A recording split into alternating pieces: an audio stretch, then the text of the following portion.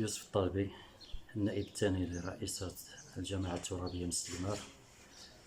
احنا كمجموعة من الأعضاء داخلين في واحد الاعتصام من يوم الاثنين 10 فبراير 2025 من أجل تطبيق القانون، لأنه كما عرف الرأي العام وكان حاضر، وكانت الصحافة حاضرة، مفوض قضائي حاضر، على أساس أن واحد العضوة ما توصلتش لا بإشعار ديال الدورة ولا بأي إشعار اللي باش تحضر الأشغال ديال الدورة. ملي جات كان الحضور كامل ديال الأعضاء اللي جات باش تاخذ المبادرة باش تسني الحضور ديالها، إلا وكتفاجأ أن الرئيسة كتمنعها. وعلى هذا الأساس هذا دخلنا في واحد في اعتصام، لأنه كانت في الدورة السابقة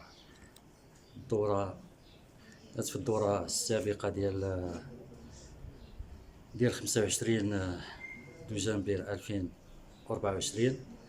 كانت النقطة الفارقة هي ديال المعاينة معاينة إقالة عضوتين اللي هما معنا في المجلس.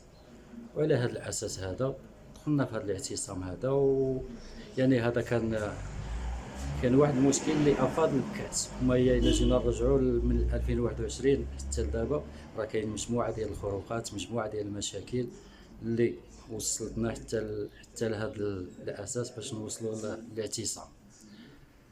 وهنا حنايا كنطالبوا السلطه الاقليميه باش يعني في الشخص العامل من اجل تطبيق القانون.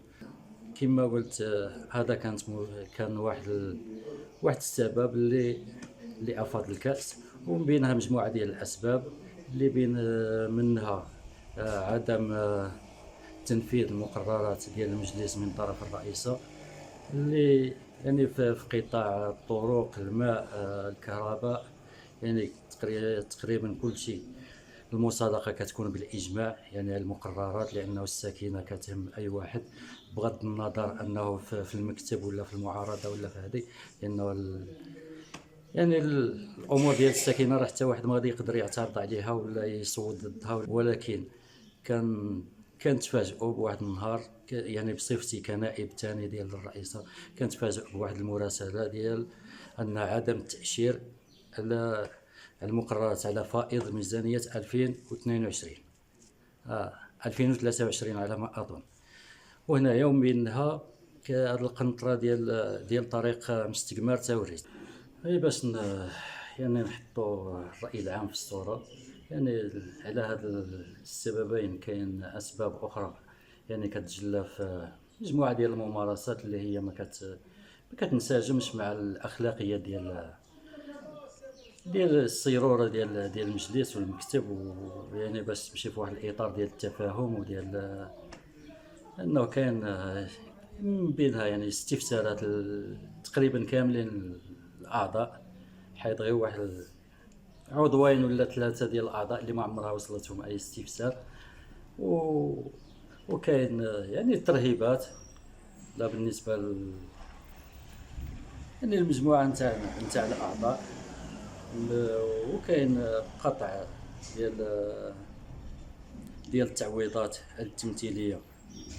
التمثيلية لواحد العضو. يعني هذا كيبقى يعني في إطار استعمال الشطط في استعمال السلطة،